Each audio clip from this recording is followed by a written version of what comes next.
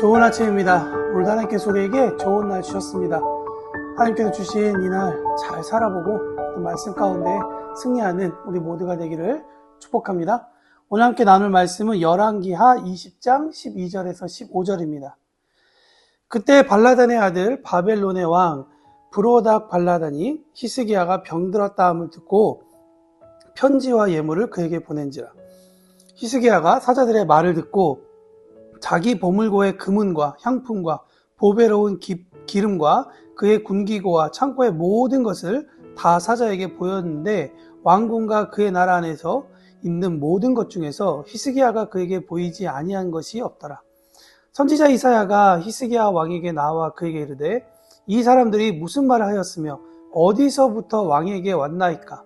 히스기야에게 이르되 먼 지방 바벨론에서 왔나이다 하니 이사야가 이르되 그들이 왕궁에서 무엇을 보았나이까 하니 히스기야가 대답하되 내 궁에 있는 것을 그들이 다 보았나니 나의 창고에서 하나도 보이지 아니한 것이 없나이다 하더라. 많은 신학자들이 이 히스기야에 대해서 그의 통치에 대해서 매우 높이 평가합니다. 유다 왕 중에 드물게 또 신앙의 순수성을 회복하려고 했었던 인물이죠. 산당 제거하고 또 모세 때 만든 놋뱀을 우상화할 때 그것을 과감하게 부수는 그러한 종교 개혁이 이 히스기야 왕 때 있었습니다. 뿐만 아니라 이 남유다 왕으로서 또 북이스라엘의 남은 자들까지 초청하여서 대대적인 유월절도 지켰습니다. 많은 신학자들이 그래서 이 히스기야가 분열된 민족을 하나님 앞에서 하나님의 말씀 안에서 함께 모으려고 했었던 영적 리더십을 가졌다라고도 평가하기도 합니다. 또 우리가 오늘 본문에 읽지 않았지만 히스기야는 정말 이 아수르라고 하는 이 큰 적군이 이스라엘을 공격할 때, 남유다를 공격할 때 정말 하나님 앞에 기도하고 또 하나님 앞에 뭔가 인간적인 방법이 아닌 하나님의 주권을 의지하고 의탁할 때 하나님께서 아시리아 군대를 하룻밤 사이에 이 전멸시키는 초자연적인 승리도 경험했습니다. 그리고 죽을 병에 걸렸을 때 하나님 앞에 또 하나님 기도했을 때 하나님께서 15년의 생명을 연장해 주는 기적도 경험한 사람입니다. 그래서 오늘 우리가 읽은 이 본문이 조금 더 뼈아프게 남게 됩니다. 히스기야의 삶 가운데 많은 하나님께 기도하고 응답받고 또 하나님의 여러 가지 기적을 경험한 그였지만 이 오늘 본문의 마지막 부분에 와서는 한 번 실수를 하게 되는데 그 실수가 참 너무나도 아픕니다. 히스기야는 아수르라고 하는 당시 최고의 나라와 전쟁하면서 승리를 하게 됩니다. 그리고 그때 이제 바벨론에서 다른 나라들과 함께 친교하기 위해서 함께 결연을 맺기 위해서 여러 나라들을 보고 있었는데 마침 히스기야가 아프다는 이야기를 듣고 사신을 보내어서 이 히스기야 왕에게 병문안을 갔습니다. 단순히 병문안을 가진 것이 아니라 이 이스라엘의 국력이 어떠한지를 보고자 함이었는데 오늘 본문 말씀 읽어보면 히스기야가 이 바벨론 사절단을 맞이할 때 자기의 모든 것을 보여줍니다. 그러면서 중요한 부분은 무엇이냐? 이 아시리아의 전쟁이나 아수르의 전쟁이나 또한 자기의 병 낫는 이런 부분에 대해서 하나님께서 그에게 함께 하신 그 하나님의 영광을 그가 보여준 것이 아니라 자기의 부와 군사력을 자랑했다라는 것을 우리가 한번 생각해 볼 수 있는 것이죠. 어쩌면 하나님께서 주신 그 은혜의 결과물을 마치 자기의 업적인 마냥 전시하면서 이방 나라의 인정을 받고 싶어 하지 않았나. 그것이 이제 강대국으로 일어나고 있는 바벨론과 함께 친교하여서 정말 그렇게 어깨를 나란히 하고 싶은 그런 마음, 인간적인 허영심과 교만이 있지 않았나 생각해 볼 수도 있을 것 같습니다. 왜냐하면 바벨론이라는 나라가 신흥 강대국이었고 이제 아수르에게 이겼기 때문에 이제 더 이상 맞설 또 바벨론과 손잡았을 때 그저 그렇게 나쁜 것이 아니었기 때문입니다. 중요한 것은 이것이죠. 히스기야가 가지고 있었던 모든 무기고와 보물을 샅샅이 보여준 행동은 아마 어떤 신학자들이 이야기하듯 바벨론과의 군사 동맹을 맺기 위한 적극적인 구애로 볼 수 있다. 그렇다 그러면 이 히스기야가 하나님께서 그의 삶 가운데 오셔서 그를 왕으로 세워주시는 동안 이스라엘의 모든 전쟁과 또 그의 병듦을 고쳐주신 그 사건을 그가 가장 영광스러운 순간에 하나님보다 자기가 더 앞서지 않았나, 더 높이 서지 않았나 생각이 듭니다. 히스기야의 이러한 행동은 그래서 단순히 바벨론 이 사절단을 친절하게 웰컴한 그런 행동이 아니라 하나님의 은혜를 망각한 교만이었다.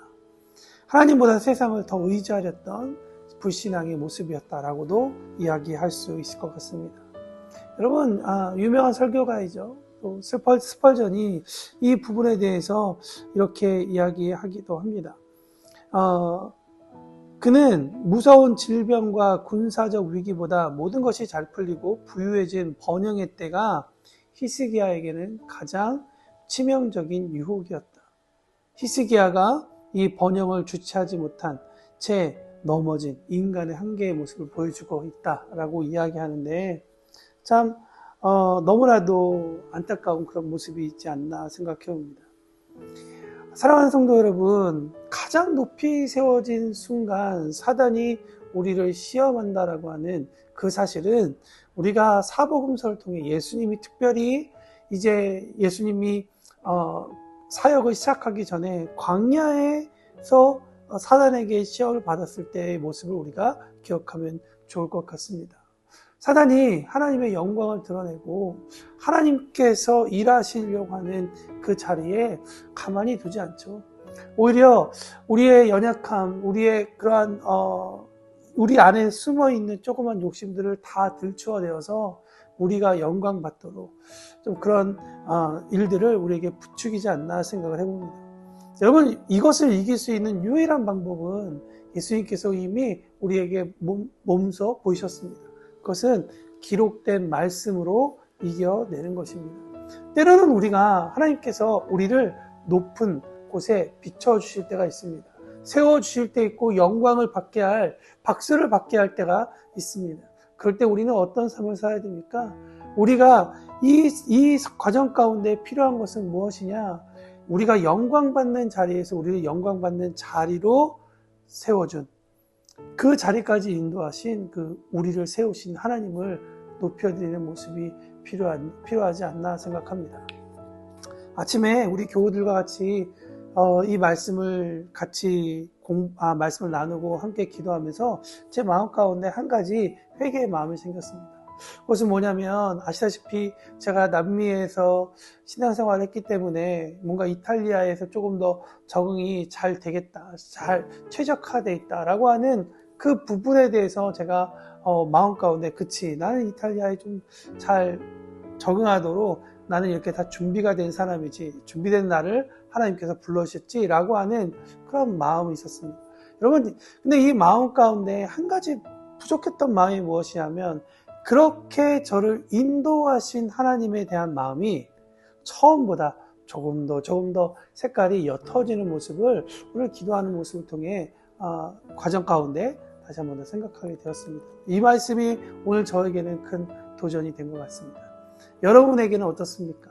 하나님께서 여러분을 빛나게 하실 때 여러분, 우리가 빛나는 그 찬란한 순간도 즐기는 것도 중요하겠지만 그러나 우리를 세워주시고 이끌어주신 하나님을 우리 높였으면 좋겠습니다.